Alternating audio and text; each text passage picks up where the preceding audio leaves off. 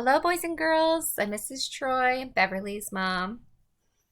And this is little Miss Sadie Mae, Beverly's puppy, or one of Beverly's puppies. And we're going to read you a story today. I'm really excited to be able to do this with you guys. I picked a really fun book called The Good Egg by Jory John and Pete Oswald. So let's see if we can get through this without Miss Mae interrupting us.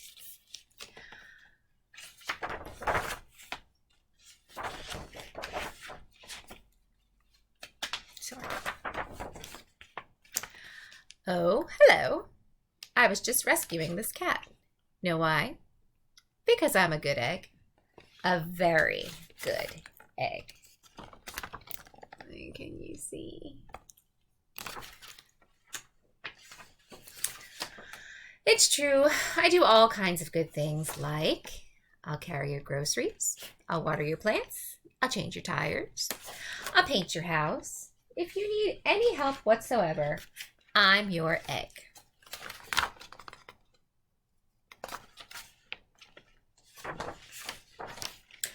I've always been a good egg. It's been this way from the very start, even in my earliest days back at the store. There were a dozen of us living together under one recycled roof. There was Meg and Peg and Greg and Clegg and Shell and Shelly and Sheldon and Shelby and Egbert and Frank and other Frank.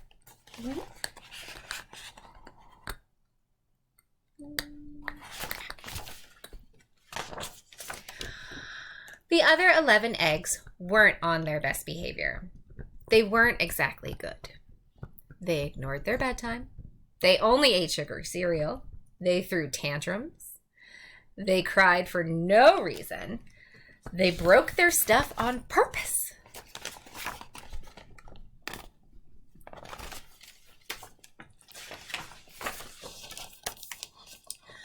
Meanwhile, I tried to take charge. I tried to fix their bad behavior.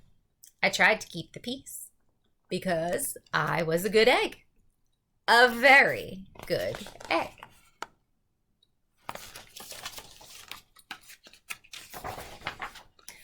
Nobody seemed to care, though.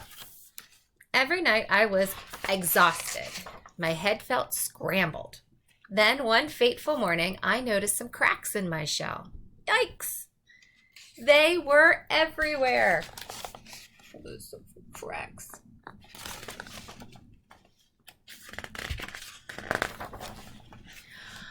My doctor said it was from all the pressure I was putting on myself to make sure everybody was as good as me. I was cracking up. Literally. Something had to change. I'd had enough.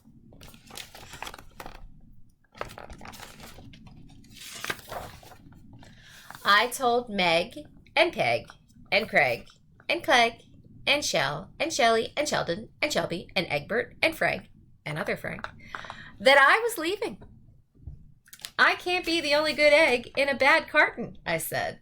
Blah, blah, blah, they replied. I left that night.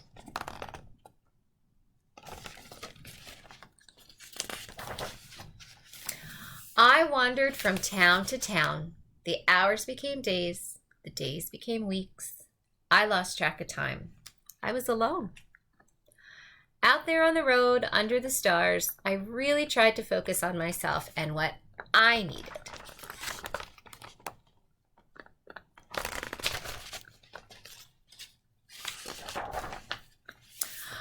I took walks. I read books. I floated in the river. I wrote in my journal. I found simple moments to be quiet. I breathed in. I breathed out. I even started painting.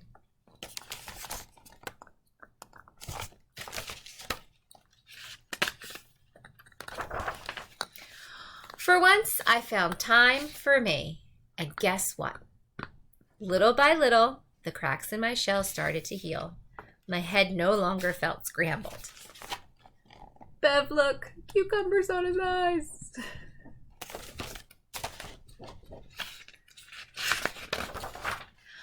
I started to feel like myself again.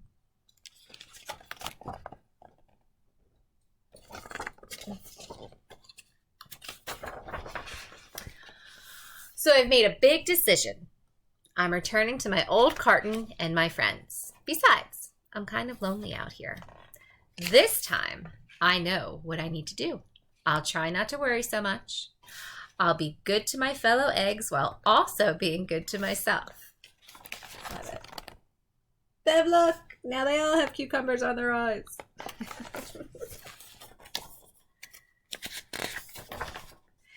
Here we go. Back to the farmer's market.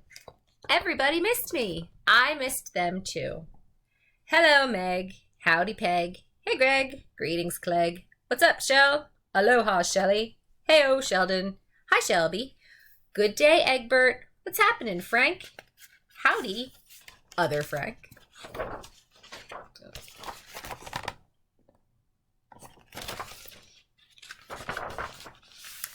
Sure, every once in a while, somebody's still a little bit bad. But it's not like before. Here's what I realized. The other eggs aren't perfect. And I don't have to be either. And I'm okay with that.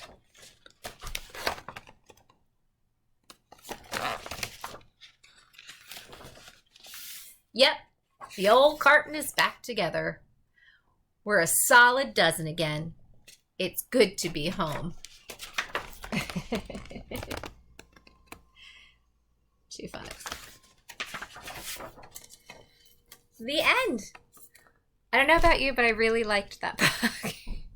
Perfect lesson. Nobody's perfect, and nobody has to be perfect. So, speaking of that, all the crackling you heard was little Miss Sadie Mae chewing her bone in my lap. So, she's not perfect either. So, have a great day, guys. It was wonderful to be able to share the story with you. And hopefully we'll get to do it again. All right. Be good. Be good eggs.